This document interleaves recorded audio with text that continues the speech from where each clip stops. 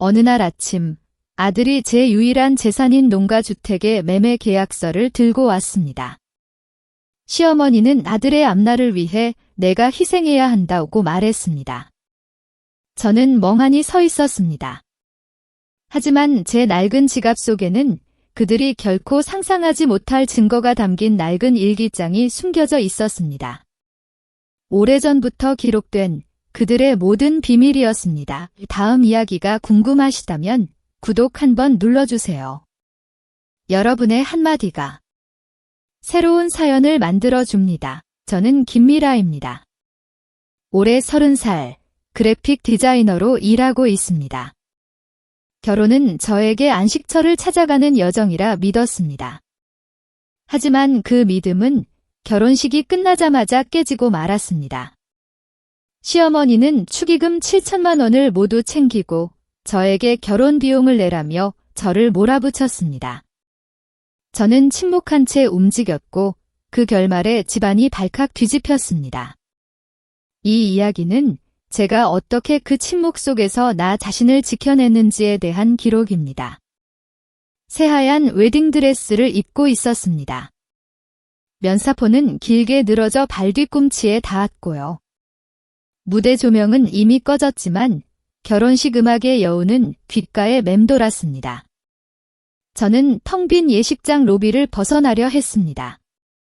손에는 두툼한 영수증 뭉치가 들려 있었습니다. 총 청구 금액은 7천만 원, 그리고 그 금액을 책임질 사람의 이름은 제 이름, 김미라였습니다. 손이 덜덜 떨렸습니다. 영수증 끝자락을 꽉 움켜쥐어야 했습니다. 놓쳐버릴 것만 같아서요. 그 순간 웃어야 할지 울어야 할지 분간할 수 없었습니다. 가장 행복해야 할 신혼 첫날 밤이 마치 빈 문서에 서명하는 순간처럼 느껴졌습니다. 결혼하면 든든한 울타리를 찾을 수 있을 거라 믿었습니다. 하지만 그날 밤 저는 나만의 자리를 찾는 것조차 얼마나 힘든지 깨달았습니다. 제 눈앞에는 시어머니 김숙자 여사님이 서 계셨습니다. 붉은색 천 가방을 든 채 말입니다. 그 가방 안에는 방금 들어온 모든 축의금이 들어 있었죠. 시어머니의 얼굴에는 설명하기 어려운 미소가 번져 있었습니다. 마치 모든 것이 계획대로 흘러간다는 듯한 알 수 없는 미소였습니다. 저는 손이 떨리는 것을 애써 감추었습니다. 하지만 눈빛만큼은 흔들리지 않으려 했습니다. 영수증의 결제 책임자 칸에는 제 이름이 인쇄되어 있었습니다. 저는 그 칸에 서명하는 대신 영수증의 오른쪽 아래 구석에 작은 글씨로 짧은 문구를 적었습니다. 내용에 동의하지 않음. 확인 서명, 그리고 펜을 내려놓았습니다. 시어머니의 얼굴에서 그 미소가 아주 잠깐 굳어지는 것을 보았습니다. 그 짧은 순간 저의 마음은 차갑게 얼어붙었습니다. 이 모든 일은 준호 씨를 만난 순간부터 시작되었습니다. 김준호 씨, 그는 유능한 IT 개발자였습니다. 깔끔하고 젠틀했습니다. 우리는 한강변에서 자주 만났습니다. 벤치에 나란히 앉아 흐르는 강물처럼 우리의 미래도 평온할 거라고 생각했습니다. 그는 다정했고 저의 작은 꿈에도 귀 기울여 주었습니다. 처음 시댁을 방문했을 때였습니다. 김숙자 여사님은 저를 따뜻하게 맞아주셨지만 대화의 대부분은 체면에 대한 것이었습니다. 우리 집안은 남들에게 꿀릴 것이 없다고, 김씨 집안의 명예가 중요하다고 여러 번 강조하셨습니다. 그땐 그저 저를 예뻐하고 자랑스러워하는 마음에서 나온 말씀인 줄 알았습니다. 그들의 기준이 높다는 것을 알았지만 그것이 제 삶을 옥죄올 거라곤 상상하지 못했습니다. 결혼 준비는 화려함의 연속이었습니다. 결혼식 장소는 한강변 웨딩홀. 시어머니는 며느리의 체면을 세워주어야 한다며 최고급 패키지를 고집하셨습니다. 초대형 LED 무대, 화려한 불꽃놀이 같은 특수 효과, 드론을 이용한 영상 촬영, 사업 파트너들을 위한 별도의 VIP 테이블. 이런 기술적인 부분에만 1,500만 원 가까이 든다고 했습니다. 저는 솔직히 부담스러웠습니다.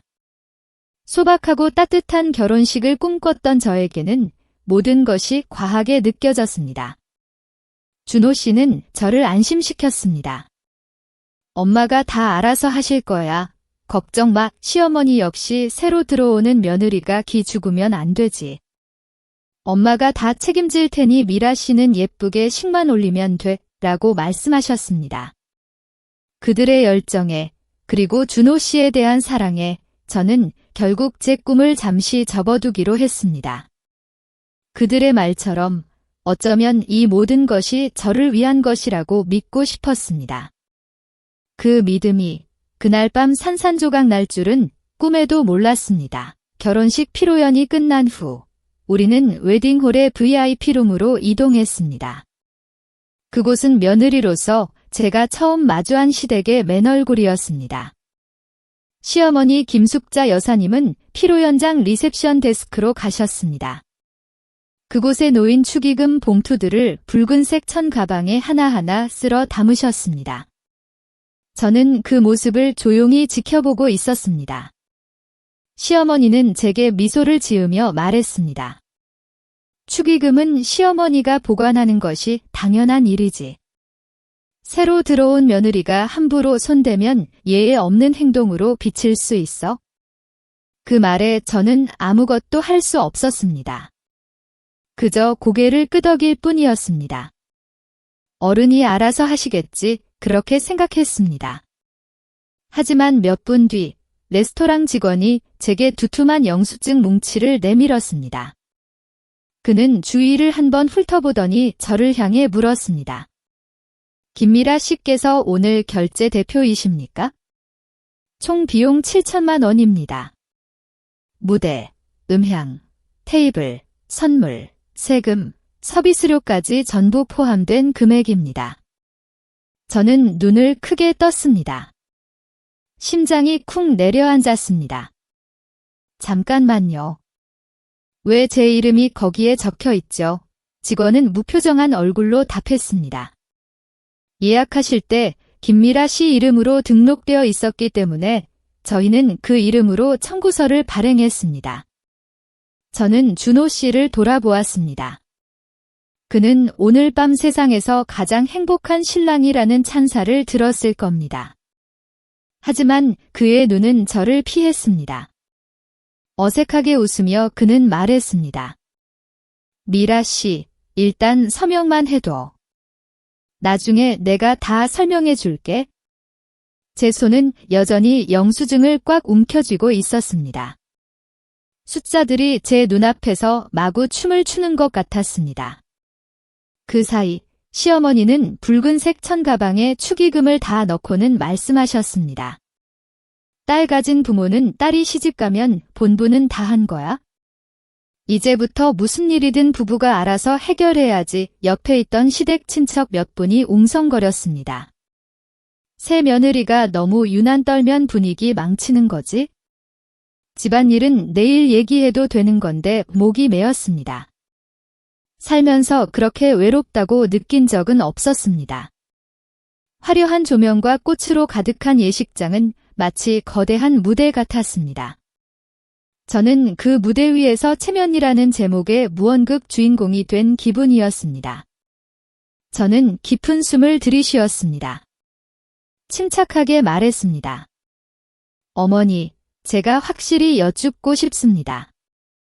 이 결혼식은 시댁에서 주최한 것이 맞습니까? 그런데 왜 최종 청구서에는 제 이름이 결제자로 되어 있는 거죠? 홀 아는 순식간에 정적이 흘렀습니다. 정리하던 직원들마저 모두 고개를 들고 저희를 바라보았습니다. 김숙자 여사님은 직접적인 대답 대신 이렇게 말했습니다. 미라 씨, 이제 우리 집 며느리가 되었으니 돈 문제는 서로 오가는 거야? 나중에 이 모든 재산은 두 사람에게 돌아갈 테니 밖에서 괜히 소란 피우지 마. 외부인 앞에서 돈 이야기하는 거 아니야. 그 말을 듣고 가슴이 답답했습니다. 시댁 친척 중 한 분이 비웃으며 말했습니다. 요즘 아가씨들은 참 당돌하네. 좋은 집으로 시집 온 것만으로도 복인 줄 알아야지 뭘 더 따져. 저는 영수증을 테이블에 내려놓았습니다. 여전히 존중하는 태도를 유지하며 말했습니다. 어머니, 만약 이것이 정말 작은 금액이라면 지금 당장 시댁에서 지불해 주시기를 바랍니다. 하지만 이것이 며느리의 의무라면 미리 저에게 알려주셨어야죠. 이렇게 갑자기 아무것도 모른 채 서명하라고 하시면 안 됩니다. 준호 씨가 제 손을 끌며 속삭였습니다. 미라 씨, 일 크게 만들지 마. 내가 내일 다 해결할게. 저는 그의 손을 뿌리쳤습니다. 그리고 똑바로 그의 눈을 바라보았습니다. 아니요. 저는 오늘 밤 모든 것을 분명히 알아야겠어요. 홀 안은 완전한 침묵에 잠겼습니다. 천장 조명이 반사되어 바닥이 번쩍였습니다. 저는 제 인생에 대한 기자회견장에 서 있는 기분이었습니다. 관객들은 동정과 경멸이 뒤섞인 시선으로 저를 바라보았습니다. 김숙자 여사님은 억지로 웃으며 김성철 시아버지를 돌아보았습니다. 여보, 얘가 누구한테 속은 것처럼 말하네요. 저는 차분한 목소리로 답했습니다. 저는 누구에게 속았다고 말한 적 없습니다. 저는 그저 아무런 동의 없이 제가 결제 책임자가 된 것에 대해 말씀드리는 겁니다. 시댁 친척 몇 분의 불편한 시선이 느껴졌습니다. 시어머니의 오빠인 오진태 삼촌은 혀를 찼습니다. 요즘 아가씨들은 참 무섭네. 예전 우리 엄마들 시집갈 때는 감히 말대꾸 한마디도 못했는데. 저는 정중하게 고개를 숙이며 답했습니다. 네, 아직 어리다는 것을 압니다. 하지만 저희 부모님은 결혼은 동의이지 돈 자랑 대회가 아니라고 가르치셨습니다. 제가 틀렸다면 받아들이겠습니다. 하지만 저 또한 친정 가족의 명예를 조금은 지켜야 합니다. 아무도 더 이상 말을 하지 않았습니다. 저는 영수증의 마지막 칸에 서명했습니다. 하지만 그것은 결제를 동의한다는 서명이 아니었습니다. 증거를 확보하기 위한 서명이었습니다. 얇은 종이 한 장이었지만 제 손안에서는 엄청난 무게로 느껴졌습니다. 영수증을 접어 가방에 넣었습니다. 그 순간 주위를 둘러보던 오진태 삼촌이 큰 소리로 김숙자 여사님에게 말했습니다. 숙자, 이 모든 상황을 녹음하고 영상으로 남겨둬야 해. 저 아가씨가 나중에 무슨 말을 할지 어떻게 알아. 삼촌의 목소리는 커다란 홀 안을 울렸습니다. 김숙자 여사님은 당황한 듯했지만 이내 고개를 끄덕였습니다. 그 순간 저는 무의식적으로 주머니 속에 있던 휴대폰의 녹음 버튼을 눌렀습니다. 짧은 동영상 촬영도 시작했습니다. 그들이 모든 것을 기록하고 싶다면 저 또한 그러해야 한다고 생각했습니다. 그 움직임은 아주 작았고 아무도 눈치채지 못했습니다. 저는 예식장을 빠져나왔습니다. 밤하늘은 차갑고 강바람이 머리카락을 마구 헝클었습니다. 정문 밖 가로등 불빛 아래 서서 전화기를 꺼냈습니다. 손은 여전히 떨렸지만 목소리만은 또렷하게 한 글자 한 글자 힘주어 말했습니다. 여보세요. 동사무소 경찰입니다. 한강변 웨딩홀 결혼식 신부 김미라입니다. 재산 이용을 당한 것 같아 신고합니다. 총 비용 7천만 원이 제 이름으로 되어 있는데 다른 사람이 모든 축의금을 가지고 있습니다. 수화기 너머에서 추가 정보를 물었고 저는 이름, 주소, 상황을 명확하게 설명했습니다. 제 입에서 나오는 한마디 한마디는 이제 막 깨져버린 평화로운 껍질에 칼날을 긋는 것 같았습니다. 울지 않았습니다. 그저 온몸이 시리도록 차가웠습니다. 강바람이 면사포를 흔들었습니다. 저는 뒤편의 환한 예식장을 돌아보았습니다. 사람들이 시든 꽃을 정리하는 모습이 보였습니다. 그리고 속으로 중얼거렸습니다. 지금 내가 침묵하면 평생 부모님 얼굴을 똑바로 보지 못할 거야. 전화기를 가방에 넣고 깊은 숨을 들이쉬었습니다. 물빛이 번들거리는 강변 도로를 따라 걸어갔습니다. 뒤에서 미라 씨, 지금 뭘 하는 거야?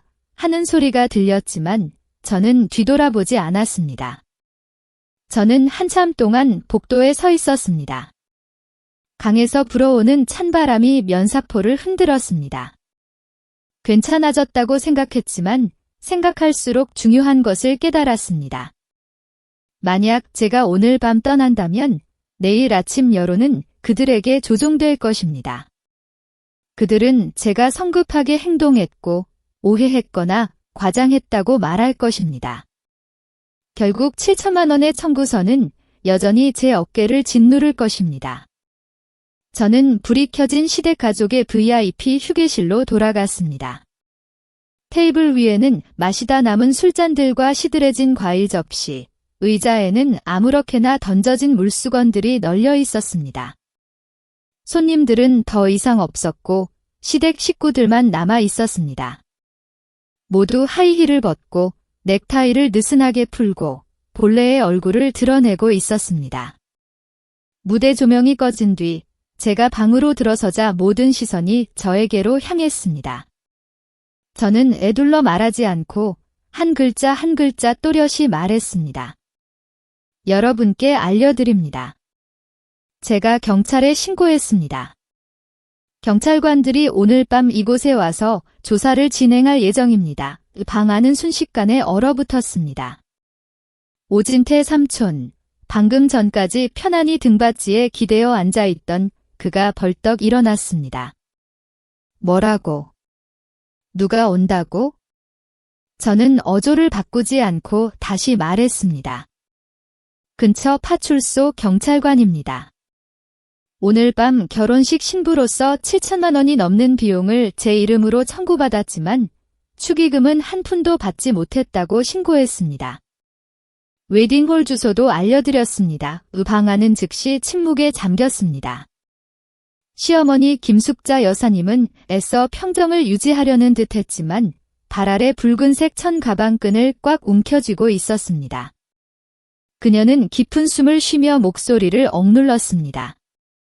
미라 씨, 집안일은 어른들이 해결할 문제야. 새 며느리가 들어오자마자 집안일을 박에다 떠벌리면 사람들이 우리 집안을 비웃을 거야. 저는 시어머니를 향해 몸을 돌렸습니다. 여전히 예의 바른 태도를 유지하며 말했습니다. 저는 누구에게도 창피를 주고 싶지 않습니다. 하지만 솔직히 말씀드리겠습니다. 저는 왜 7천만 원이 넘는 비용을 제 이름으로 내야 하는지 이해할 수 없습니다. 시어머니께서 모든 축의금을 가지고 계신데 말입니다. 나중에 혹시라도 문제가 생겼을 때 제가 빚쟁이로 낙인 찍히는 것을 원치 않습니다. 김숙자 여사님은 그 말을 삼킬 수 없다는 듯한 눈빛으로 저를 바라보았습니다. 김영희 시고모님은 팔짱을 끼고 저를 위아래로 훑어보았습니다. 아가씨 말하는 게 참 무섭네. 시집 오자마자 어른에게 대들다니. 얘야, 좋은 집으로 시집 왔으면 가족의 체면을 지킬 줄 알아야지. 나중에 준호 씨랑 사업도 할 텐데 신혼 첫날 밤에 며느리가 경찰에 신고했다는 소문이 나면 누가 같이 일하려고 하겠니? 오진태 삼촌도 즉시 동조하며 고개를 끄덕였습니다. 맞아. 우리 집안은 다 여기서 신뢰가 있는 사람들인데. 내 부모님은 내가 좋은 곳에 의지하게 된 것을 기뻐해야지. 뭘 더 불평하고 과장해? 아가씨, 좋은 집으로 시집 온 것만으로도 운이 좋은 거야. 옛날에는 결혼한 부인들이 감히 한마디도 못했어. 여기까지 듣자 저는 삼촌을 똑바로 바라보았습니다. 큰 소리를 내지 않고 또박또박 천천히 말했습니다. 삼촌이 제 말을 명확히 듣도록 말입니다. 삼촌, 저는 누구를 비난하거나 비교하려는 것이 아닙니다. 저는 그저 7천만 원이 넘는 청구서가 갑자기 왜 저의 책임이 되었는지에 대한 명확한 설명을 원할 뿐입니다. 누가 그런 결정을 했습니까? 제가 동의했다고 누가 말했습니까? 그리고 누가 저에게 미리 이 사실을 알렸습니까? 아무도 대답하지 않았습니다. 준호 씨가 그제야 제 팔을 끌며 작게 속삭였습니다. 미라 씨, 목소리 좀 낮춰줄래? 너무 긴장했나 봐. 이런 일들은 내가 알아서 할게. 저는 그를 바라보았습니다. 하지만 그의 시선은 저를 피했습니다. 다른 곳을 맴돌았습니다. 그는 지금껏 의미 있는 말 한마디도 하지 않았습니다. 이건 내 빚이 아니야라고도 이미 갚았어라고도 말하지 않았습니다. 그저 제게 일을 크게 만들지 말라고만 계속 요구했습니다. 저는 그들에게 이 모든 일이 완전히 정상이라는 것을 깨달았습니다. 저는 그에게 직설적으로 물었습니다. 더 이상 예의를 차리지 않았습니다. 그래서 어떻게 해결할 생각이에요? 나한테 설명 좀 해봐요. 그는 망설였습니다. 내일 엄마가 정리하실 거야? 그때 천천히 얘기하자. 지금은 집안 체면을 먼저 생각해야 해. 돈 문제는 나중 문제야. 저는 아주 희미하게 미소 지었습니다. 분노보다는 실망감이 가득한 미소였습니다. 아, 그러니까 제 문제는 당신 가족의 체면보다 중요하지 않다는 말이죠. 그는 침묵했습니다. 저는 김성철 시아버지를 돌아보았습니다. 시아버지는 허리가 약간 굽은 채 두 손을 모으고 앉아 있었습니다. 얼굴에는 피곤한 기색이 역력했습니다. 그는 제 편을 들어주지 않았지만 저를 꾸짖지도 않았습니다. 그저 침묵할 뿐이었습니다. 그 침묵은 이 집안에서 여성의 목소리는 공식적인 가치를 갖지 못한다는 것을 제게 깨닫게 해주었습니다.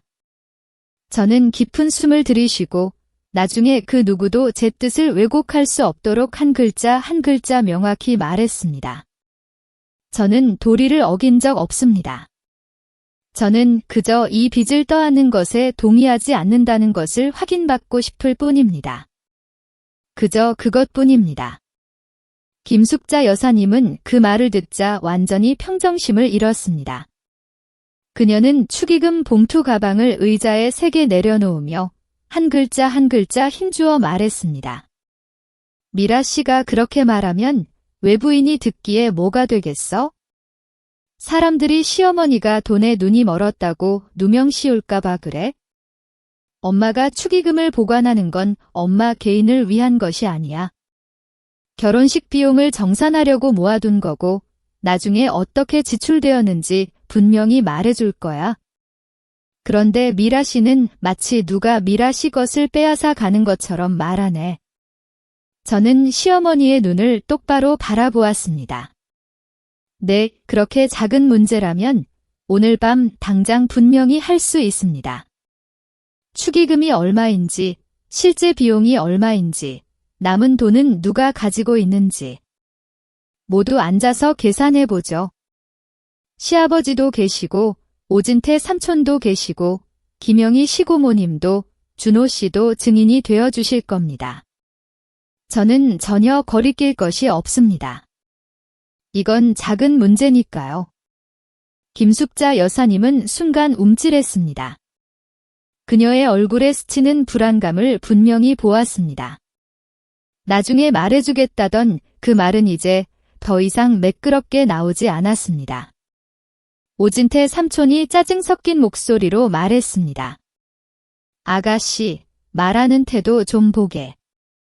여자가 어른들 앞에서 돈을 너무 따지는 거 아니야?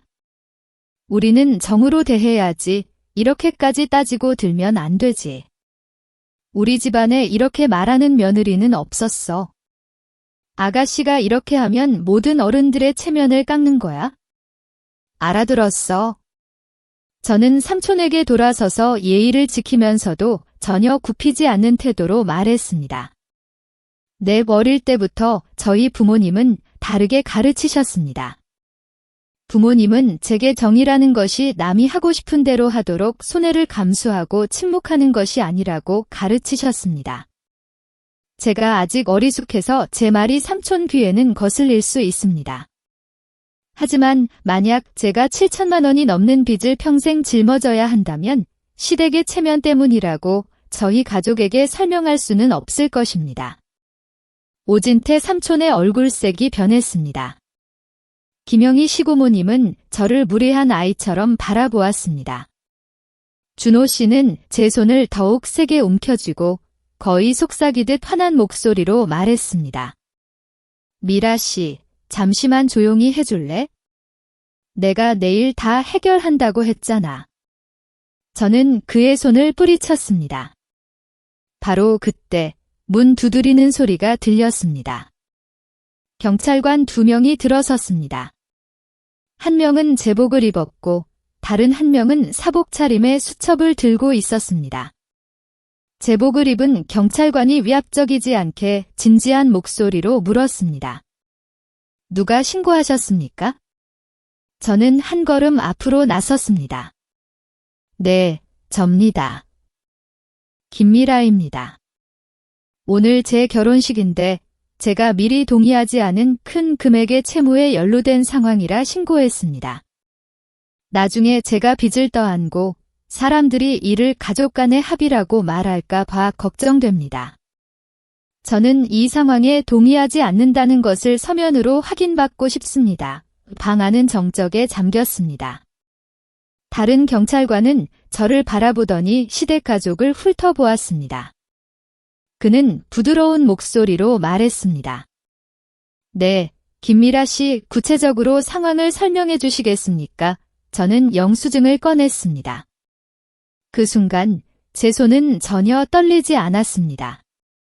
결정을 내리자 정신이 오히려 더 굳건해진 것 같았습니다. 영수증을 그에게 보여주며 말했습니다. 이것은 7천만 원이 넘는 영수증입니다. 시댁에서 주최한 피로연 비용인데 결제 책임자는 제 이름으로 되어 있습니다. 저는 이런 방식으로 행사를 주최해달라고 요구한 적이 없고 지불에도 동의하지 않습니다. 더욱이 저는 축의금을 한 푼도 받지 못했습니다. 모든 축의금은 지금 김숙자 시어머니의 가방 안에 있습니다.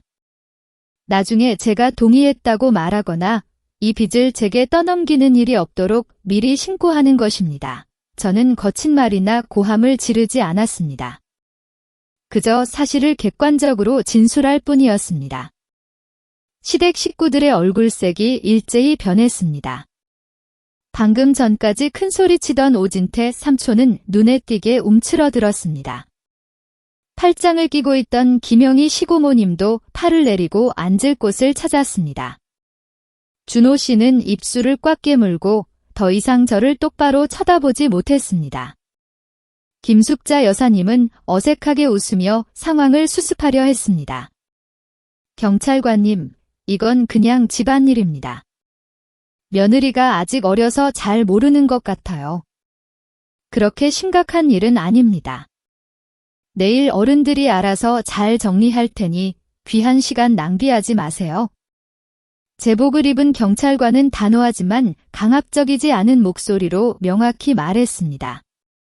사모님, 말다툼은 집안일이지만 돈과 법적 책임이 관련된 문제에서는 말로만 해결할 수 없습니다. 게다가 신부님께서 이름이 기재된 청구서를 제시했습니다. 따라서 저희는 추후 분쟁을 피하기 위해 누가 결제 책임자인지 명확히 확인하는 진술서를 작성하겠습니다. 이곳에 증인이 많으니 더욱 좋습니다. 전혀 폐가 되지 않습니다. 방 안은 다시 침묵에 잠겼습니다. 그 말을 듣자 제 마음속에 무거운 짐 하나가 덜어지는 것 같았습니다. 공식 기관의 확인만 있다면 저는 설 자리가 생기는 것입니다. 저는 누구의 동정이나 변호도 필요 없었습니다. 저는 그저 서류상의 한 줄, 저는 동의하지 않습니다라는 문구만 필요했습니다. 우리는 자리에 앉았습니다. 사복 차림의 경찰관이 수첩을 펴고 기록하기 시작했습니다. 장소와 참석자 명단. 그는 제게 몇 가지 세부 사항을 물은 다음 시댁 가족에게로 질문을 돌렸습니다. 현재 결혼 축의금은 어디에 보관되어 있습니까? 방 안은 무겁게 가라앉았습니다. 김숙자 여사님은 입술을 앙다물고 가방을 가리켰습니다. 제가 가지고 있습니다. 감사합니다. 경찰관은 고개를 끄덕이며 기록했습니다. 그리고 이어서 물었습니다. 그 축의금이 신부님을 대신하여 결혼식 비용을 지불하기로 사전에 합의된 것입니까? 김숙자 여사님은 머뭇거리며 대답하지 못했습니다. 아직. 식이 끝나자마자 오셔서. 저는 즉시 또렷하게 말했습니다. 네, 저와는 그 어떤 합의도 없었습니다. 저는 이 자리에서 모든 분들 앞에서 7천만 원이 넘는 이 비용을 떠안는 것에 동의하지 않음을 다시 한번 확인합니다. 경찰관은 그 말을 그대로 기록했습니다. 펜이 종이에 닿는 소리가 한 획 한 획 선명하게 들렸습니다. 이상하게도 제 심장은 다시 천천히 뛰기 시작했습니다. 정문 밖에서 서 있을 때처럼 떨리지 않았습니다. 제가 비범하게 강해져서가 아니라 신혼 첫날 밤 구석으로 몰린 듯한 그 압박감이 잠시나마 해소되었기 때문이었습니다. 진술서 작성을 마친 후 경찰관이 말했습니다. 내일 김미라 씨, 시댁 가족, 가능하다면 웨딩홀 대표까지 관련 당사자 모두 파출소로 오셔서 추가 조사를 받으시기 바랍니다. 재정적 책임을 명확히 하여 나중에 서로에게 책임을 전가하는 일이 없도록 하는 것이 목적입니다. 그는 저를 바라보며 목소리를 부드럽게 낮췄습니다. 내일이면 됩니다. 지금은 더 이상 폐를 끼치지 않겠습니다. 그들은 일어서서 인사를 하고 방을 나섰습니다. 문이 닫히자마자 저는 준호 씨를 돌아보았습니다. 그는 여전히 그 자리에 서 있었고 얼굴은 새파랗게 질려 있었습니다. 저는 그에게 질문했습니다. 그제야 그의 마음에 정말로 닿는다고 느낀 첫 질문이었습니다. 당신은 제 남편이 되고 싶습니까? 아니면 당신의 돈가방이 되고 싶습니까? 그는 입을 열었지만 아무 말도 할 수 없었습니다. 그는 고개를 숙였습니다. 방 안의 누구도 더 이상 입을 열지 않았습니다. 그 순간 저는 한 가지를 철저히 깨달았습니다. 이 집안은 제가 순종적이고 말을 잘 들으며 그들의 체면을 지켜줄 때만 저를 사랑할 것입니다. 하지만 제가 스스로를 지키기 위해 목소리를 내는 순간 저는 즉시 무례하고 그들의 체면을 깎는 소란스러운 며느리로 낙인 찍힐 것입니다. 저는 아무도 저를 좋아해 줄 필요가 없었습니다. 저는 그저 제 목소리가 공식 기록에 남겨지기를 원했습니다. 저는 동의하지 않습니다. 그 말이 서류상에 남아있는 한 나중에 누구도 그 빚을 제게 떠넘기며 그게 며느리의 의무란다라고 변명할 수 없을 것이기 때문입니다. 저는 일어섰습니다. 몇 시간 동안 이어진 긴장감으로 구겨진 웨딩드레스 자락을 매만졌습니다. 저는 누구의 허락도 기다리지 않았고 먼저 가도 되냐고 묻지도 않았습니다. 방 안을 한번 훑어보고 예에 바르게 고개를 숙인 뒤 발걸음을 돌렸습니다. 그 순간 제 머릿속에는 한 가지 생각이 아주 분명하게 마치 경고음처럼 울렸습니다. 오늘 밤의 일은 끝이 아니다. 내일 아침 동사무소에서는 더 받아들이기 힘든 말들을 들어야 할 것이다. 그리고 아마도 지금 이 순간부터 나는 더 이상 순종적이고 착한 새며느리로 불리지 않을 것이다. 하지만 평생 다른 사람을 대신해 엄청난 빚을 짊어지는 것과 순종적이라는 말을 듣는 것 중 하나를 선택해야 한다면 나는 내가 무엇을 선택해야 할지 너무도 잘 알고 있었다. 다음 날 아침이었습니다. 문 밖에서 부산스러운 벨소리가 쉴 새 없이 울렸습니다. 거칠고 예에 없는 벨소리였습니다. 마치 언제든 우리 집에 들어올 권리가 있다는 듯이 말입니다. 부엌에서 엄마가 저를 불렀습니다. 미라야, 문 밖에 누가 왔는지 좀 봐라. 문을 열자마당에는 시어머니 김숙자 여사님이 서 계셨습니다. 어제 그 붉은색 천가방을 여전히 꽉 움켜쥐고 계셨습니다. 그 옆에는 시아버지 김성철 씨가 계셨습니다. 잠을 설친 듯 얼굴에 피곤한 기색이 역력했습니다. 그들 뒤에는 오진태 삼촌이 서 있었습니다. 그는 몸집이 다소 비대하고 셔츠를 바지 밖으로 내어놓은 채 급히 왔지만 여전히 어른으로서의 위엄을 보이려 애쓰는 듯 했습니다. 그들 뒤편에는 준호 씨가 있었습니다. 그는 저를 흘끗 보고는 즉시 고개를 돌려 제 시선을 피했습니다. 저는 문턱을 막아선 채 침착한 태도로 말했습니다. 네, 아버님, 어머님, 그리고 삼촌들. 들어오세요. 아무도 두 번째 초대를 기다리지 않았습니다. 오진태 삼촌이 당당하게 안으로 들어서며 큰 소리로 말했습니다. 그래, 그래. 이제 우리끼리 앉아서 제대로 얘기 좀 해보자. 어른들끼리 좋게 좋게 해결해야지. 어젯밤 애들이 신혼 첫날 밤에 이렇게 소란을 피우니 좀 그렇지 않나? 애들이라는 말을 듣자 저는 피식 웃음이 나올 뻔했습니다.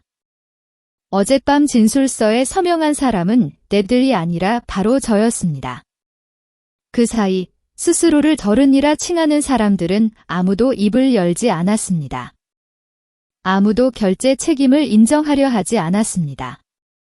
저희 부모님 댁거실은 희미한 불빛이 돌고 있었습니다. 오래된 나무 탁자와 의자는 세월의 흔적을 고스란히 담고 있었죠.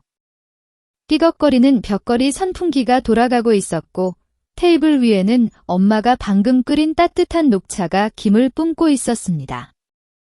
여기에는 고급 양주도 화려하게 장식된 과일 접시도 포장된 물수건도 없었습니다. 그저 따뜻한 물이 담긴 보온병과 손님 접대용으로 사둔 소박한 과자 한 통뿐이었습니다. 시어머니는 마치 자기 집인 양 자연스럽게 의자에 앉으셨습니다. 붉은색 천가방은 발치에 두셨습니다. 어젯밤처럼 꽉 움켜쥐고 있지는 않았지만 여전히 몸에서 떼어놓지 않고 있었습니다. 그녀는 저희 집 거실을 한번 훑어보았습니다. 낡은 벽지와 오래된 유리장, 빛바랜 가족사진 액자들을 스쳐 지나가는 시선. 그녀의 속마음을 읽을 수는 없었지만 작은 코를 들이쉬는 소리를 들었습니다. 그것은 현대적인 주방 공간에 익숙한 사람들이 낡은 곳에 앉았을 때 느끼는 약간의 불편함을 나타내는 소리였습니다. 엄마는 떨리는 손으로 차를 더 내왔지만 목소리는 애써 차분하게 유지했습니다. 네, 어르신들, 따뜻한 차 한 잔 드시고 몸 좀 녹이세요. 아버지는 아무 말도 하지 않았습니다. 그는 그들 맞은편에 똑바로 앉아 두 손을 무릎 위에 깍지 낀 채 모든 것을 듣고 있었습니다. 저는 아버지 옆에 앉았고 준호 씨는 시어머니 옆 의자 가장자리에 바싹 붙어 앉았습니다. 그는 저를 흘끗 보며 나중에 제가 거슬리는 말을 하지 말라는 듯한 눈짓을 보냈고 이내 고개를 숙였습니다. 오진태 삼촌이 먼저 입을 열었습니다. 목소리는 부드러워 보였지만 한 글자 한 글자가 바위처럼 무겁게 느껴졌습니다. 자, 그럼 이제 이렇습니다. 어젯밤 일은 애들이 좀 소란을 피운 것뿐이지 우리 어른들은 다 이해하고 있지 않습니까? 세상에 결혼식에 경찰까지 부르다니 정말 보기가 흉합니다. 미라 씨 이웃들이 알면 우리 얼굴에 웃음꽃을 피우겠어요. 신랑 집안과 신부 집안 사이에 꼭 이렇게까지 해야 할 필요가 있습니까? 밖에 소문나서 구설수에 오르면 얼마나 죄송한 일인데요. 미라 씨 삼촌이 말한 되부인은 단순한 타인이 아니라 경찰을 암시하는 것이었습니다. 그것은 공식적인 기관을 가족의 영역 밖으로 밀어내는 사고방식이었습니다. 집안일은 우리가 알아서 해결하자는 식의 사고방식은 너무나 익숙했습니다. 제가 반응하기도 전에 엄마가 먼저 나지막한 목소리로 말했습니다. 에휴, 애들이 좀 성급했네요. 애들 일은 어른들이 잘 넘어가서 집안을 화목하게 해야지. 소문이 밖에 나면 좋을 게 뭐가 있겠어요. 저는 엄마를 돌아보았고 그 눈빛을 즉시 이해했습니다. 그것은 전통적인 어머니의 전형적인 눈빛이었습니다. 엄마는 사람들이 자기 딸이 시집 온 지 얼마 되지 않아 어른들에게 대들고 경찰까지 불렀다고 수군거릴까 봐 두려워했습니다. 엄마에게는 이 나이에 며느리가 무례하다는 소문이 돈 문제가 아니라 더 큰 불명예였습니다. 딸의 명예는 언제나 부모의 체면과 연결되어 있었습니다. 저는 엄마의 그 걱정을 비난하지 않았습니다. 다만 이 짐은 단 한 번도 시댁 쪽의 것이 아니라 언제나 친정 쪽의 어깨를 짓눌러 왔다는 것을 분명히 깨달았을 뿐입니다. 저는 허리를 똑바로 세웠습니다. 느리지만 강경하지 않은 목소리로 말했습니다. 네, 오해를 피하기 위해 분명히 말씀드리겠습니다. 저는 소란을 일으킨 사람이 아닙니다. 저는 결혼하자마자 7천만 원이 넘는 청구서가 갑자기 제게 떠넘겨지는 것을 받아들일 수 없었습니다. 그 모든 축의금은 시댁에서 가져갔는데 말입니다. 그 방안은 절대적인 침묵에 잠겼습니다. 제가 말을 마치자마자 김숙자 여사님이 즉시 제 말을 끊었습니다. 그녀는 마치 제가 축의금이라는 단어를 꺼내기를 기다렸다는 듯이 빠르게 반응했습니다. 미라 씨, 그렇게 말하는 게 맞습니까? 엄마가 축의금을 가지고 있는 게 두 사람 것을 가로채려는 게 아니야. 그냥 관리하는 거지? 그렇게 큰 돈은 어른이 확실히 보관해야지. 두 사람은 결혼한 지 얼마 안 돼서 아직 정신이 없는데 어떻게 계산할 줄 알겠어. 그녀는 말을 하면서 엄마를 흘끗 보았습니다. 그 시선은 은근했지만 저는 그 의미를 이해했습니다.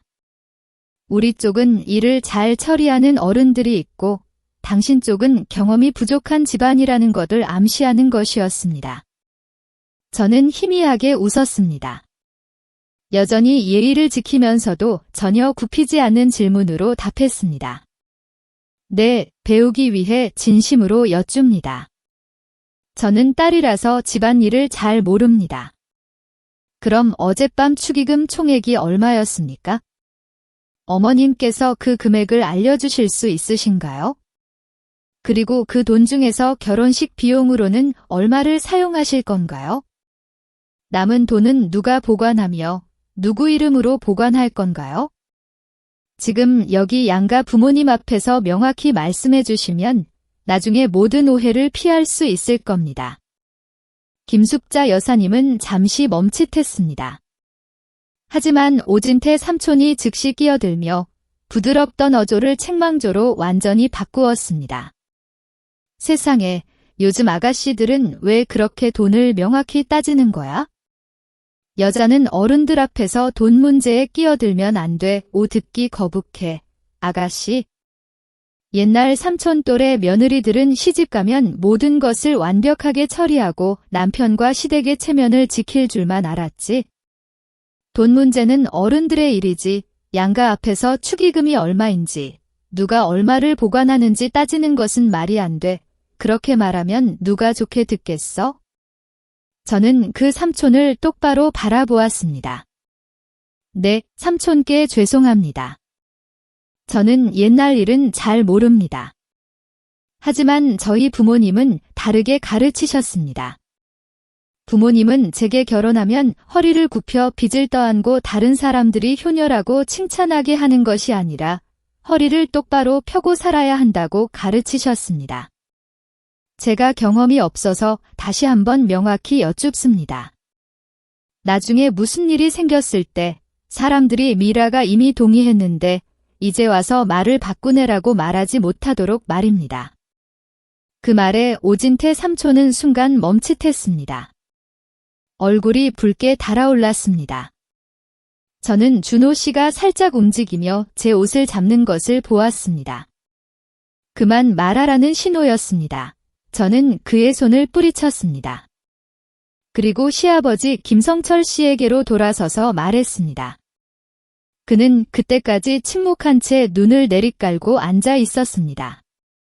더 이상 문제를 만들고 싶지 않으려는 듯, 그렇다고 누구의 편을 들지도 못하는 듯 했습니다. 저는 그를 바라보며 정중하게 불렀습니다. 아버님, 제가 분명히 여쭙니다. 어젯밤 결혼식은 아버님과 어머님, 그리고 준호 씨가 어느 정도로 진행하려고 하셨습니까? 이렇게 호화롭게 진행하는 것에 대해 저에게 의견을 물어본 적이 있습니까? 비용이 7천만 원이 넘게 불어난 것에 대해 미리 알려준 적이 있습니까? 제가 결제 책임자로 등록될 것이라고 말해준 적이 있습니까? 김성철 시아버지는 마른 침을 삼켰습니다. 입을 열려다가 다시 다물었습니다. 그는 김숙자 여사님을 돌아보았습니다. 저는 그 집안에서 누가 말하고 누가 결정하며 누가 돈을 쥐고 있는지 분명히 알고 있었습니다. 모든 것이 명확해졌습니다. 그때까지 침묵을 지키던 저희 아버지가 마침내 입을 열었습니다. 그는 큰 소리로 말하지 않고 행동에 익숙하고 논쟁을 싫어하는 연세 많은 남자처럼 천천히 한 글자 한 글자 또렷이 말했습니다. 김숙자 여사님께 죄송하지만 제가 몇 말씀 드리겠습니다. 우리 딸의 돈은 딸이 알아서 관리할 것입니다. 결혼 서류든 뭐든 딸이 꼼꼼하게 처리하는 것은 딸의 개인적인 문제입니다. 저는 딸의 돈을 보관해주면서 덜은이 관리한다는 핑계를 대는 습관이 없습니다. 지금부터 솔직하게 이야기해서 오해를 피해야 합니다. 나중에 무슨 일이 생겼을 때 듣지 못했다, 말하지 않았다고 아무도 말할 수 없도록 말입니다. 방 안은 얼어붙었습니다. 저는 아버지를 돌아보았습니다.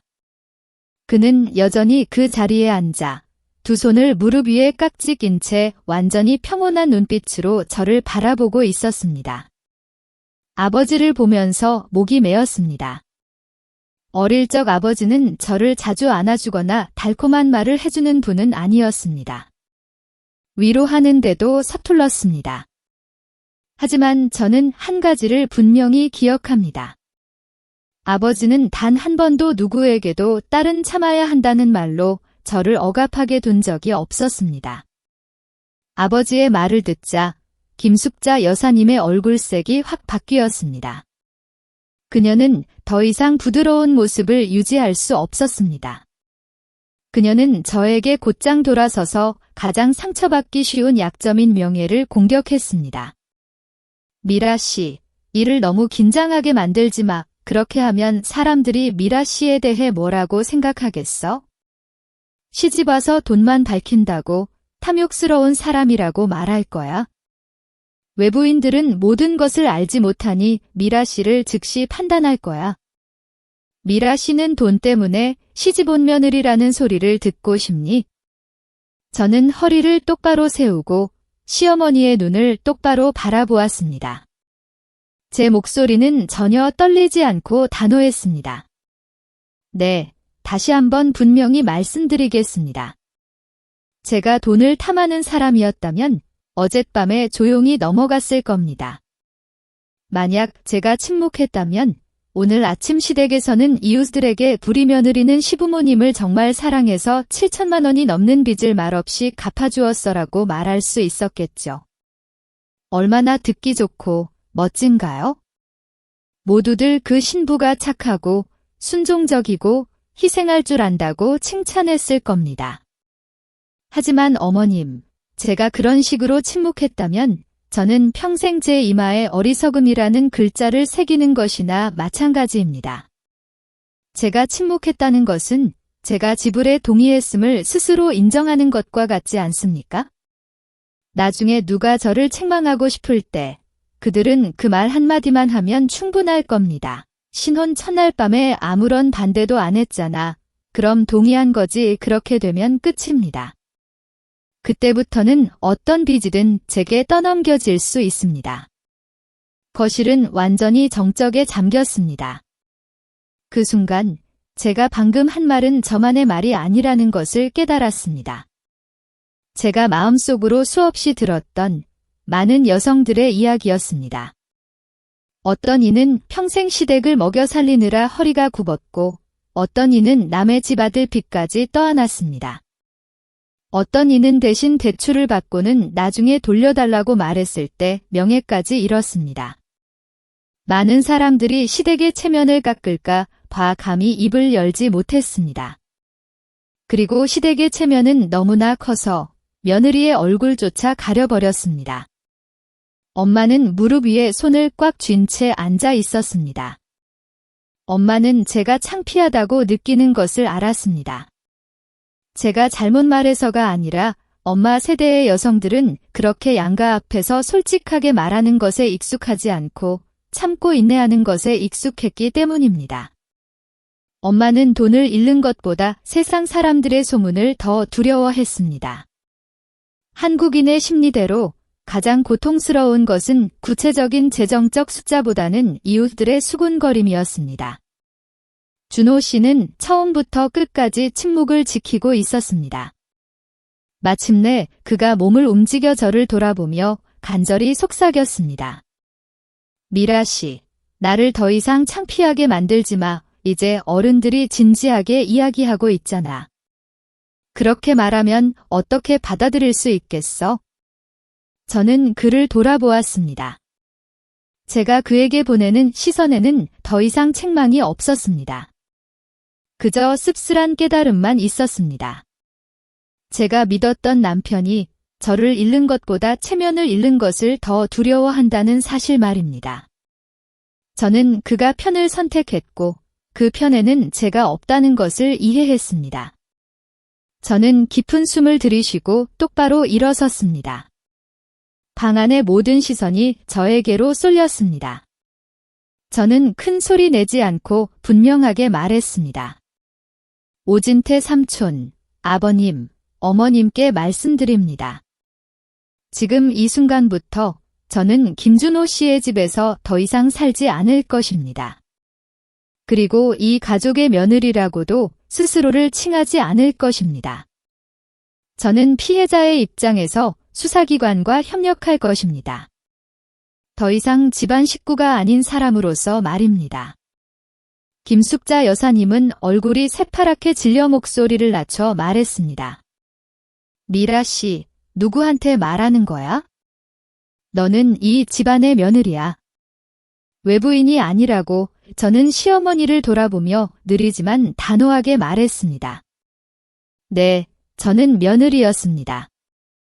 하지만 어머님이 제 이름을 이용해 빚을 떠넘긴 순간부터 어머님은 스스로 저를 외부인으로 만들었습니다. 아무도 더 이상 말을 하지 않았습니다. 아버지가 일어나 조용히 제 어깨에 손을 얹었습니다. 조용한 지지였습니다. 저는 욕하거나 소리 지르지 않았습니다. 저는 그저 며느리라는 역할에서 조용히 스스로를 해방시켰습니다. 그리고 그 역할을 벗어던지자 그들이 온갖 잘못된 행위를 숨기려 했던 집안일이라는 껍데기도 함께 무너지는 것을 깨달았습니다. 그날 밤 그들이 떠난 후 문이 닫히자 저는 마음이 놀랍도록 평화로워지는 것을 느꼈습니다. 그들은 그들의 체면을 지켰을지 모르지만 저는 저 자신을 지켜냈습니다. 다음 날 아침 저는 김숙자 시어머니와 웨딩 서비스 업체 대표인 박보람 씨와 함께 동사무소 파출소로 향했습니다. 준호 씨는 갑자기 급한 일이 생겼다며 불참을 통보했습니다. 그 말을 듣고 저는 더 이상 묻지 않았습니다. 파출소 사무실은 작았습니다. 낡은 나무 테이블과 벽에 기대어 놓인 플라스틱 의자 몇 개, 오래된 서류 냄새와 커피 향이 섞여 있었습니다. 긴장감은 마치 숨통을 조이는 듯 무겁게 내려앉아 있었습니다. 저는 한쪽에 앉았습니다. 김숙자 시어머니는 제 비스듬히 뒤편에 앉아 여전히 붉은색 천 가방을 꽉 움켜쥐고 계셨습니다. 몸에서 절대 떼어놓지 않으려는 듯이 마치 누가 빼앗아 갈까 두려워하는 듯이 말입니다. 제 맞은편에는 이정훈 경찰관이 앉아 있었습니다. 그는 나이가 많지 않았고 언성이 높거나 편안하게 대하지도 않았습니다. 그는 수첩을 펴고 결혼식 상세 청구서를 테이블 중앙에 놓더니 제 쪽으로 살짝 밀어주었습니다. 김미라 씨, 그는 느리고 분명하게 말했습니다. 이제 각 항목별로 명확히 나누어 보겠습니다. 레스토랑 총 비용은 7천만 원입니다. 제가 항목별로 살펴보겠습니다. 여기 무대, 조명, LED 스크린, 특수효과, 드라이 아이스 기계 등 총 1,500만 원 가까이 됩니다. 누가 이 항목들을 요청했습니까? 저는 영수증을 바라보았습니다. 숫자들이 한 줄 한 줄 선명하게 인쇄되어 있었습니다. 무대 확장, 양 시스템, LED 스크린 1,480만 원에 저는 대답했습니다. 네, 저는 요청하지 않았습니다. 그런 것을 하자고 제안한 적도 없고 결혼 전에 이 금액에 대해 미리 들은 적도 없습니다. 이정훈 경찰관은 고개를 끄덕이며 기록했습니다. 그리고 제 뒤편을 돌아보며 김숙자 여사님을 바라보았습니다. 김숙자 씨, 이 부분은 김숙자 씨께서 요청하신 것이 맞습니까? 김숙자 여사님은 붉은색 천 가방 위로 팔짱을 꼈습니다. 목소리는 아주 태연했습니다. 마치 너무나 당연한 일을 설명하는 듯이 말입니다. 아들 결혼식인데 성대하게 치러야죠. 우리 집안도 아는 사람이 많아서 아무나 체면을 세울 수 있는 게 아니에요? 이렇게 깔끔하고 돈을 들여야 친척들이나 지인들도 존중하는 눈으로 볼 텐데 아들 결혼식을 대충 할 수는 없잖아요. 이정훈 경찰관은 펜으로 테이블을 가볍게 두드렸습니다. 네, 알겠습니다. 그러니까 이 1,500만 원 가까운 비용은 김숙자 씨의 뜻대로 진행된 것이군요. 이어서 그는 서류를 넘겼습니다. 여기에 기념 영상 촬영 및 편집 패키지 800만 원 항목이 있습니다. 드론 촬영, 특수효과, 뮤지컬 공연 같은 입장 연출을 누가 요청했습니까? 저는 고개를 저었습니다. 네, 제가 아닙니다. 김숙자 여사님이 즉시 답했습니다. 신랑 쪽에서 모든 것을 완벽하게 하고 싶었습니다. 남의 집 귀한 딸이 우리 집에 오는데 체면을 지켜줘야죠. 제가 웨딩 업체에 모든 것을 완최고급으로 해달라고 했습니다. 돈은 아끼지 않았어요. 이정훈 경찰관은 고개를 끄덕였습니다. 네, 신랑 쪽에서 모든 것을 완벽하게 하고 싶었다는 것은 이해합니다. 그렇다면 왜 최종 결제 책임은 김미라 씨 이름으로 되어 있습니까? 방하는 순간 침묵에 잠겼습니다. 제 뒤에서 시어머니의 숨소리가 끊어지는 것을 분명히 들었습니다. 김숙자 여사님은 이어서 목소리에 힘을 주며 마치 모두가 알아야 할 당연한 사실을 말하는 듯이 말했습니다. 애들이 결혼하는데 당연히 애들이 알아서 해야죠. 누가 합니까? 축의금은 얼마나 들어왔든 제가 다 모아뒀으니 빚을 갚아야죠.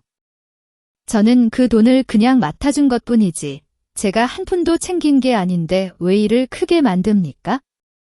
바로 그때 저는 그녀를 똑바로 돌아보았습니다. 그리고 천천히 목소리를 높이지 않고 말했습니다.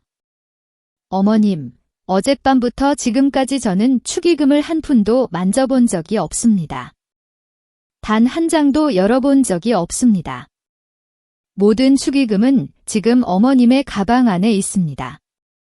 김숙자 여사님은 가방끈을 꽉 움켜쥐었습니다. 엄마가 확실하게 보관해주는 것뿐이지. 문제가 뭐가 있어요? 집안 자매들이 보기에 어른이 나서서 돈을 쥐고 있어야지 애들이 돈뭉치를 대놓고 들고 다니면 좀 그렇잖아요. 그 돈은 결혼식 비용을 지불하는 데 쓰일 돈이에요. 제가 그 애들을 위해 맡아준 것이고 애들이 이미 부부가 되었으니 그 돈도 공동 자금이지 뭐가 문제입니까? 저는 이정훈 경찰관을 돌아보았습니다. 경찰관님, 제가 이 부분을 설명해도 될까요? 저는 휴대폰을 여러 갤러리를 뒤적였습니다. 어젯밤 몰래 촬영했던 영상이 있었습니다. 1분 남짓한 짧은 영상이었습니다. 저는 이정훈 경찰관 앞에서 휴대폰을 기울여 화면을 보여주었습니다. 영상에는 붉은색 한복을 입고 붉은색 천 가방을 든 김숙자 여사님이 선명하게 보였습니다. 그녀는 시댁 친척들의 테이블로 가서 직접 축의금 봉투를 받아 즉시 가방에 넣는 장면이었습니다. 한 부분에서는 그녀가 시댁 고모에게 이렇게 말하는 소리가 분명히 들렸습니다. 내가 다 모아둘 테니 애들은 신경 쓸 필요 없어. 누가 이 돈을 관리하겠어? 내가 깔끔하게 다 받아둘게. 그 클립에는 시어머니의 얼굴, 붉은색 가방, 그리고 제가 당시 친척들과 사진을 찍느라 축의금 받는 곳과 전혀 떨어져 있던 모습까지 선명하게 찍혀 있었습니다. 작은 파출소 사무실은 너무나 조용해서 창문 유리에 부딪히는 파리 날갯짓 소리까지 들릴 정도였습니다. 이정훈 경찰관은 클립을 다 보고 나서 즉시 아무런 코멘트도 하지 않았습니다. 그는 그저 말했습니다. 네, 김미라 씨, 감사합니다. 이 점은 기록하겠습니다. 그리고 제 뒤편을 향해 김숙자 여사님을 똑바로 바라보며 명확히 물었습니다. 김숙자 씨, 다시 한번 확인차 여쭙겠습니다. 어젯밤 하객들이 김준호 씨와 김미라 씨에게 준 축의금은 현재 김숙자 씨 가방에 보관되어 있는 것이 맞습니까? 김숙자 여사님은 턱을 치켜들고 당연하다는 듯이 답했습니다. 네, 제가 가지고 있습니다. 제가 따로 챙긴 것이 아니라 잠시 맡아둔 것뿐입니다. 나중에 정산해서 지불하려고 보관하고 있습니다. 이건 집안 내부 문제이니 숨길 것이 없습니다. 이정훈 경찰관은 고개를 끄덕이며 기록했습니다. 이어서 그는 화제를 바꾸어 방금 막 들어와 오른쪽 의자에 앉아있는 여성에게로 질문을 돌렸습니다. 저는 이 여성을 본 적이 없었습니다. 그녀는 30살이 넘은 듯했고 단정하게 차려입고 머리를 올렸으며 가는 금팔찌와 값비싼 시계를 차고 있었습니다. 그녀는 등받이에 살짝 기대어 앉아 있었고 겁먹은 기색 없이 노련해 보였습니다. 그녀 앞 테이블에는 견적서와 서비스 계약서가 담긴 플라스틱 파일이 놓여 있었습니다. 이정훈 경찰관이 입을 열었습니다. 박보람 씨, 이 사건에서 박보람 씨의 역할은 무엇입니까? 그녀는 공손하게 미소 지었습니다. 네, 저는 박보람입니다. 저희 회사는 장식, 무대, 음향, 조명, MC, 영상, 사진 촬영, 배경, 리셉션 갤러리 등 결혼식 토털 서비스를 제공합니다. 김성철 씨 가족과 김숙자 씨 가족이 양가 친척들의 체면을 위해 저희에게 VIP 패키지를 요청했습니다.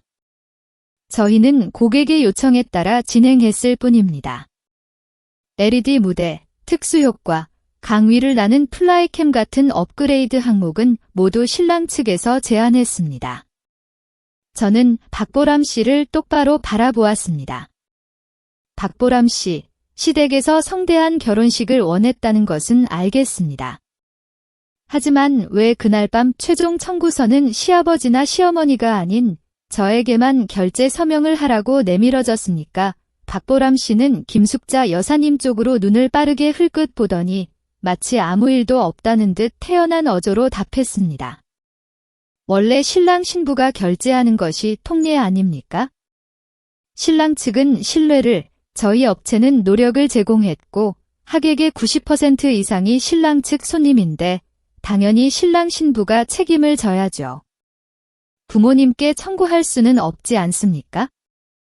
이정훈 경찰관은 미간을 찌푸렸습니다. 아, 그러니까 신랑 측의 명성은 투자 자본으로 계산되고 신부님은 현금으로 기여해야 한다는 뜻입니까? 박보람 씨의 말은 그런 의미입니까? 이 질문은 즉시 방안의 분위기를 긴장시켰습니다. 박보람 씨는 약간 당황한 듯했지만 애써 미소를 지었습니다. 너무 강하게 말씀하시네요. 이건 결혼식 문제이니 좀 더 섬세하게 접근해야죠. 이런 식으로 결혼식을 진행하는 것은 다들 암묵적인 규칙을 아는 것이지 않습니까? 저는 끝까지 추궁했습니다. 박보람 씨, 솔직히 여쭙니다. 청구서에 기재된 각 항목의 가격이 실제 가격입니까? 아니면 부풀려진 것입니까? 순간 박보람 씨는 고개를 끄덕였지만 그 움직임은 비정상적으로 느렸습니다. 그녀의 눈에 스치는 당황스러움을 분명히 보았습니다. 그녀는 대답했습니다. 그것은 VIP 서비스이고 저희가 요청에 따라 진행한 것입니다. VIP 가격이라면 당연히 다르죠. 솔직히 말해서 호화로운 결혼식에 저렴한 가격은 없죠. 친척들 앞에서 체면을 세우고 싶다면 비용을 감수해야 합니다. 하지만 누가 그 비용을 감수하기로 동의했습니까? 저는 따져 물었습니다. 저는 동의한 적 없습니다.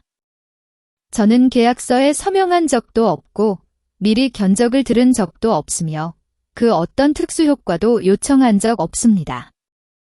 그런데 왜 청구서에 제가 서명해야 합니까? 왜 제가 그 모든 금액을 지불해야 합니까? 박보람 씨는 침묵했습니다. 제가 이 방에 들어온 이래로 박보람 씨가 즉시 대답하지 못한 것은 처음이었습니다. 그녀가 대답할 수 없어서가 아니라 어떤 설명을 하더라도 그 뒤에 숨겨진 계략이 무심코 드러날 것이기 때문이었습니다. 이정훈 경찰관은 의자에 등을 기대고 두 손을 모았습니다. 제가 사건을 명확히 정리해드리겠습니다. 이의가 있으시면 즉시 말씀해 주십시오. 첫째, 김미라 씨의 시댁가족은 무대, 특수효과, 조명, 플라이캠 등 1,500만 원에 가까운 호화로운 이벤트 패키지를 요청했습니다. 둘째, 이 모든 비용은 김미라 씨에게 사전에 통보되지 않았고 김미라 씨는 서비스 예약 과정에서 동의 서명을 하지 않았습니다. 셋째, 피로연이 끝난 후 총 7천만 원이 넘는 청구서가 발행되었고 김미라 씨가 결제 책임자로 기재되었습니다. 넷째, 당시에 즉시 지불할 수 있는 유일한 현금 자원인 축의금은 김미라 씨의 시어머니가 모두 보관했습니다.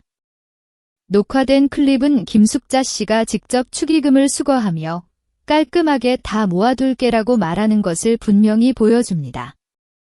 다섯째, 김숙자 씨는 현재 축의금이 자신의 가방 안에 있으며 김미라 씨나 준호 씨에게 아직 전달되지 않았음을 확인했습니다. 여섯째, 김미라 씨는 자신이 동의하지 않은 비용에 대한 결제 책임을 강요받는 것을 받아들일 수 없어 저희에게 진술서 작성을 요청했습니다. 제가 요약한 것이 정확합니까? 방 안의 누구도 즉시 입을 열지 않았습니다. 이정훈 경찰관이 제시한 각 논점은 땅속 깊이 박힌 말뚝처럼 명확하고 확실하게 들렸습니다. 그때 김숙자 시어머니의 얼굴색이 변하기 시작했습니다. 처음에 잔심하고 맡아줄게라는 평온함은 온데간데 없었습니다. 그녀는 얼굴이 약간 창백해져서 박보람 씨에게 작은 목소리로 속삭이듯 화를 냈습니다. 세상에 박보람 씨, 왜 그렇게 이상한 소리를 해? 이건 남의 집안일이잖아. 박보람 씨는 마치 길거리 사람들의 이야기처럼 말하네. 우리는 이 집안의 결혼식 진행 방식에 대해 너무 잘 알고 있잖아. 왜 그렇게 난리치는 거야? 내가 돈을 보관하는 건 나중에 내가 정리해서 갚으려고 하는 거야? 갑자기 동사무소 경찰관을 끌어들여 일을 크게 만드니 뭐가 좋겠어? 그녀가 갚을 거야 라고 말하는 어조는 마치 명확한 금액도, 기한도, 증인도 없는 빈 약속처럼 들렸습니다. 만약 제가 지금 여기서 그 말을 받아들였다면 나중에 이 이야기는 분명히 왜곡될 것입니다. 그날 밤 미라가 이미 동의했잖아. 결제 책임도 받아들였다고. 저는 그녀를 똑바로 바라보았습니다. 어머님, 만약 어머님께 정말 선의가 있었다면 어젯밤에 즉시 저에게 축의금을 주셨어야죠. 제가 동의한 부분을 직접 결제할 수 있도록 말입니다. 하지만 어머님은 그렇게 하지 않으셨습니다. 어머님은 모든 돈을 개인 가방에 넣고는 깔끔하게 다 모아둘게라고 분명히 말씀하셨죠. 그런데 지금 와서 맡아준 것뿐이다라고 말씀하시면 그 말이 전혀 앞뒤가 맞지 않습니다. 어머님. 김숙자 여사님은 얼굴을 굳히고 완전히 침묵했습니다. 어젯밤부터 지금까지 처음으로 그녀의 평소 자신감 넘치는 모습이 사라진 것을 보았습니다. 이야기가 거기서 끝나는 줄 알았습니다. 그런데 박보람 씨가 지금까지 애써 참아왔던 그 사람이 아마도 자기 자신도 그 심각성을 알지 못한 채 한마디를 내뱉었습니다. 김숙자 여사님, 지난번 결혼식 때도 이렇게 진행했어요. 특별한 일은 아니었어요. 이번에만 신부님께서 경찰을 부르셨을 뿐. 박보람 씨의 말은 마치 비밀스러운 장막이 걷히는 것 같았습니다. 그녀는 지금까지 모두가 애써 피하려 했던 사실을 무심코 폭로했습니다. 이것은 처음 발생한 실수가 아니었습니다. 이것은 늘 실행되어 온 수법, 체계적인 관행이었습니다. 저는 더 이상 박보람 씨를 보지 않았습니다. 저는 김숙자 여사님을 똑바로 바라보았습니다. 그녀의 시선은 불안하게 계속 흔들렸습니다. 그녀는 침을 삼켰습니다. 자상하고 며느리를 걱정하는 시어머니의 모습을 미처 되찾지 못했습니다. 그 순간 김숙자 여사님이 무너지고 있음을 분명히 보았습니다. 이정훈 경찰관은 이 기회를 놓치지 않았습니다. 그는 여전히 침착했지만 처음보다 훨씬 더 명확하고 단호한 목소리로 입을 열었습니다. 네, 그렇다면 이 사건은 결혼식을 이용해 비용을 부풀리고 동시에 결제 책임을 신부에게 전가하려 한 정황이 있습니다. 그 모든 실제 자금인 축의금은 시댁이 수거하고 보관했습니다. 이것은 더 이상 단순한 가족 내부 문제로 볼 수 없습니다. 이 경우는 파출소에서 화해를 중재하기에 적합하지 않습니다. 저희는 진술서를 작성하고 이 사건을 관할 경찰서로 이관하여 적법하게 처리하겠습니다. 김숙자 여사님은 몸을 살짝 일으켜 세웠습니다. 경찰관님, 그렇게까지 하시면 너무 심각해집니다. 이건 집안일이니 문을 닫고 우리끼리 얘기할 수 있지 않습니까? 제가 모든 것을 잘 정리하겠다고 약속합니다. 저는 이 집안의 어른이니 아이들에게 손해가 가지 않도록 할 것입니다. 꼭 그렇게 사건을 크게 만들어야 합니까? 이정훈 경찰관은 그녀를 똑바로 쳐다보았습니다. 사모님, 집안일에 대해 말씀하시는 것은 이해합니다. 하지만 만약 집안일이라면 왜 7천만 원이 넘는 청구서가 결혼식 날 밤 신부에게 떠넘겨지고 서명하도록 강요되었습니까? 만약 집안일이라면 왜 신혼부부의 축의금이 사모님의 개인 가방에 모두 수거되었고 두 분이 직접 확인하도록 두지 않았습니까? 그리고 만약 집안일이라면 어젯밤부터 지금까지 왜 아무도 얼마를 지불할 것인지, 언제 지불할 것인지, 누가 지불할 것인지 명확한 숫자를 말해주지 않았습니까? 방 안에 아무도 대답할 수 없었습니다. 이정훈 경찰관은 서류를 정리하며 짧게 말했습니다. 김미라 씨, 이 진술서에 서명해 주십시오. 미리 통보받지 못하고 결정권도 없었던 발생 비용에 대한 지불을 거부한다는 문구만 명확히 적어 주십시오.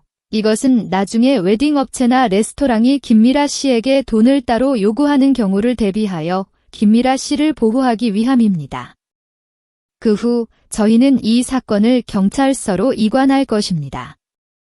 비용을 부풀리고 결혼식을 이용해 타인에게 재정적 의무를 전가하려 한 정황이 있으니 이 사건은 더 이상 내부적으로 해결할 범위를 넘어섰습니다.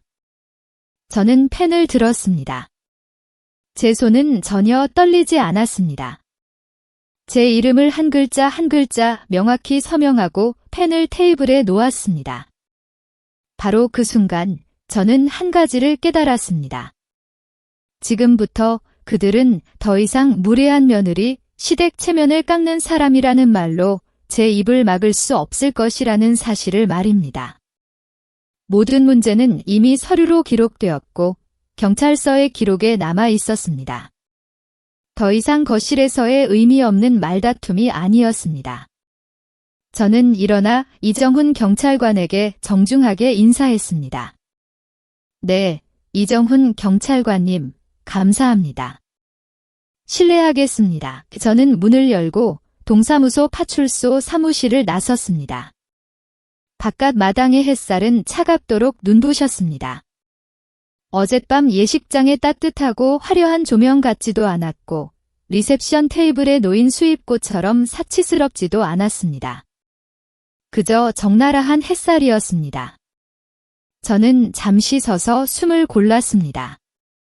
어젯밤에는 그저 엄청난 빚을 떠안지 않기 위해 저항하는 것이라고 생각했습니다. 오늘 아침 저는 다른 한 가지를 깨닫기 시작했습니다. 알고 보니 제가 특이한 경우가 아니었습니다. 알고 보니 다른 많은 신부들도 결혼식장에서 축의금을 빼앗기고 청구서에 강제로 서명하며 복을 지키기 위해 침묵하도록 강요받았다는 것입니다. 그들은 체면을 지키고 일을 크게 만들지 않기 위해 침묵했습니다. 그들은 남편이 책망하지 않도록, 시어머니가 험담하지 않도록, 이웃들이 수군거리지 않도록 침묵했습니다. 갑자기 박보람 씨가 태연하게 말했던 것이 기억났습니다. 지난번 결혼식 때도 이렇게 진행했어요. 그 말에 저는 몸서리쳤습니다. 전에는 그저 돈에 대한 이야기라고 생각했습니다.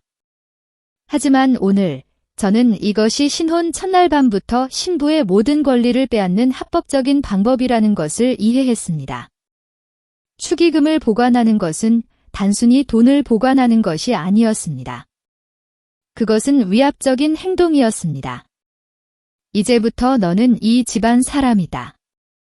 내 재산은 내 것이고 가족의 명예라는 것은 내가 책임지고 짊어져야 한다.